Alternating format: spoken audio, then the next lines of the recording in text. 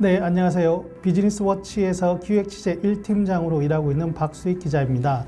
지난 시간에 석탄으로부터 탈출하는 금융, 이른바 탈석탄 금융에 대해서 알아봤는데요. 오늘은 또 다른 주제를 공부하기 위해 한국사회책임투자포럼의 이종호 사무국장님을 다시 한번 모셨습니다. 이번 주제는 그린워싱입니다. 그린워싱이라는 단어는 녹색을 뜻하는 그린과 세탁을 뜻하는 워싱을 합친 단어인데요. 우리가 자금 세탁한다는 말을 자주 쓰는 것처럼 그린워싱은 환경을 위해서 무언가를 활동하는 것처럼 보이지만 실제로는 남을 속이거나 잘못된 활동을 하는 것을 의미합니다. 그럼 본격적으로 이야기를 들어보겠습니다. 이종호 국장님 또 나와주셨네요. 안녕하세요. 네, 안녕하세요.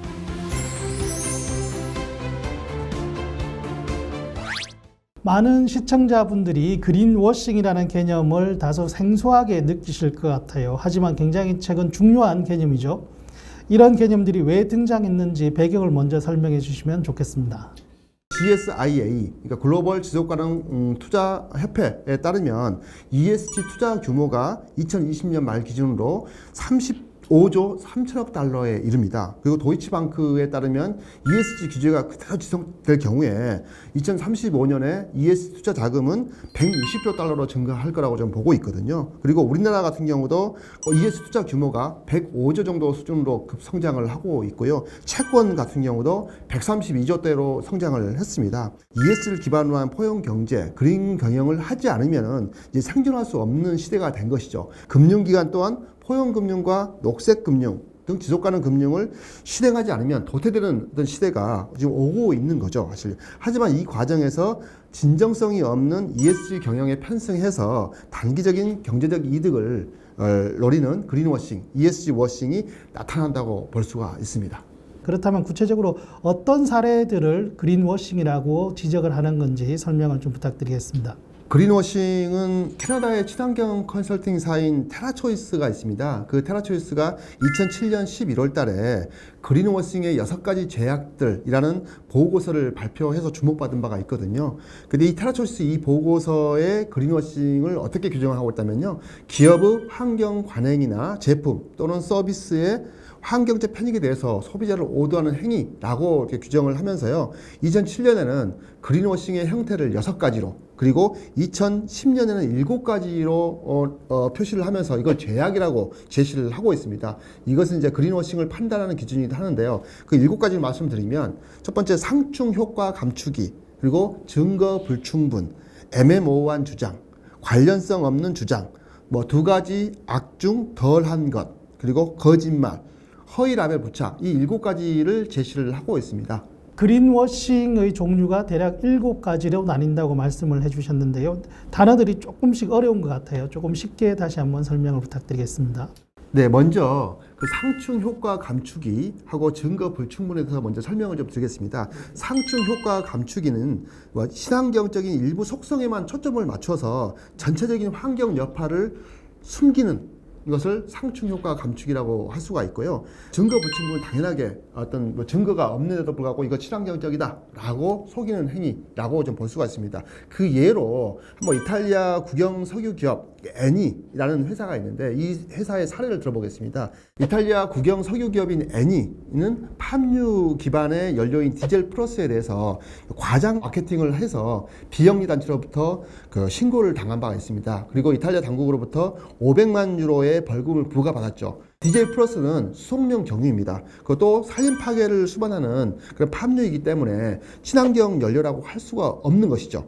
그러나 애니는 이 디젤 플러스를 광고를 하면서 이 연료가 재생 가능하고 온실가스 배출을 감축할 수 있다라고 하면서 친환경 연료라고 하는 점을 과시를 한 거죠. 근데 이탈리아 당국이 이 정확한 어떤 명분이나 근거가 없다. 그래서 녹색이라든지 재생 가능이라고 사용하는 것은 소비자를 기만하는 행위다라고 판단을 한 겁니다. 그래서 유럽연합 같은 경우는 예를 들면 팜유 기반의 바이오 디젤을 2030년까지 단계적으로 폐지할 계획도 이미 밝힌 바가 있어요. 바로 이런 사례가 바로 그린워싱의 아까 상충 효과 감추기, 친환경적인 일부 속성에만 초점을 맞춰서 전체적인 환경 여파를 숨기는 것이죠. 그리고 아까 온실가스 배출을 평균 5%에서 최대 40%라고 했는데 이거에 대한 근거가 불충분하고 거의 없습니다. 그런 점에서 증거 불충분, no proof 이런 어떤 개념으로 대표적인 사례라고 볼 수가 있습니다. 그린워싱의 또 다른 종류로 말씀하신 것을 보면 허위 라벨 부착이라는 것이 있는데요. 이런 사례는 어떤 경우에 해당하는 것인가요? 허위 라벨 부착 같은 경우는 SC 존슨의 이야기를 좀 들어보겠습니다. SC 존슨은 이제 가정용 세척 제품 브랜드인 그 윈덱스를 출시하고 홈페이지에 100% 재활용된 해양 플라스틱으로 만들어진 세계 최초의 무독성 병이라고 홍보를 한 바가 있습니다. 근데 이 플라스틱 은행이라는 그 비영리 기관과 협력을 해서 필리핀, 인도네시아 등에서 재활용 가능한 그런 플라스틱을 활용해서 제품을 공동 출시했고 또 수익금 일부는 플라스틱을 조달받은 그 나라의 지역사회 발전에 사용될 예정이라고 밝힌 바가 있습니다. 그런데 이 SC 존슨이 이 윈덱스 제품을 출시하면서 그린 리스트라는 로고를 사용을 했습니다. 이것 때문에 바로 고소를 당했거든요. 근데 이 윈덱스 제품이 사실은 어떤 가치에서 만든 것이 아니고요. 자체 개발된 거고요. 두 번째는 친환경 제품이라고 이제 증명되지 않았거든요. 이 않았음에도 3자에서 친환경 제품인 것처럼 인증을 받은 것처럼 그린리스트라는 로고를 사용을 한 겁니다. 그래서 이 윈덱스는 또 하나 아까 무독성이라고 했지 않습니까? 세계 최초에. 근데 제품 성분에 사람이나 동물이나 또 환경에 해로운 화학 성분이 좀 포함되어 있었습니다. 그리고 소송 결과 그 소비자 제3자 인증으로 착각할 수 있는 표시나 또 기호를 사용할 때 주의해야 한다는 판단을 당국으로부터 받았습니다. 이 사례가 바로 그린워싱의 7가지 제약 중 아까 말씀드린 허위 라벨 부착의 대표적인 사례라고 할 수가 있습니다. 지금까지 그린워싱의 7가지 사례 중에서 상승 효과 감추기, 증거 불충분, 그리고 허위 라벨 부착에 대해서 설명을 해주셨는데요. 나머지 또 4가지 사례는 어떤 것이 있는지 좀 간략하게 설명을 부탁드립니다. 네, 애매모호한 주장과 관련해서 말씀드리겠습니다. 예를 들면 어떤 제품이 무독성, 즉 난탁식 세제라고 표시되어 있으면 이를 의심해야 되는 부분이 있는데요. 문구의 정확한 의미 파악이 어려운 광범위한 용어를 사용하는 행위에 해당되는 겁니다. 그리고 관련성이 없는 주장도 그린워싱에 포함되는 거거든요. 예를 들면 페인트 용기에 재활용됨이라고 표시되면서 그냥 그린이라고 표시를 해서 사용했다면 관련성이 없는 주장에 해당됩니다. 왜냐하면 내용물은 그린이 아니지 않습니까? 근데 용기의 재활용으로 그린을 연결시켜서 왜곡하기 때문에 바로 그 사례에 해당된다고 볼 수가 있거든요. 그리고 2가지 악 중 덜한 것, 상당히 좀 어려운 부분인데 이게 바로 유해 상품을 정당화하는 방식이라고 볼 수가 있는데 예를 들면 석탄발전소가 대부분 그런 경우에 해당된다고 볼 수가 있습니다. 지금 현재 석탄발전소가 장릉하고 삼척에 지어지고 있는데 거기에 대부분 홈페이지에 들어가 보시면 친환경 석탄발전소, 친환경 석탄 민자발전소 이렇게 홍보를 하고 있거든요.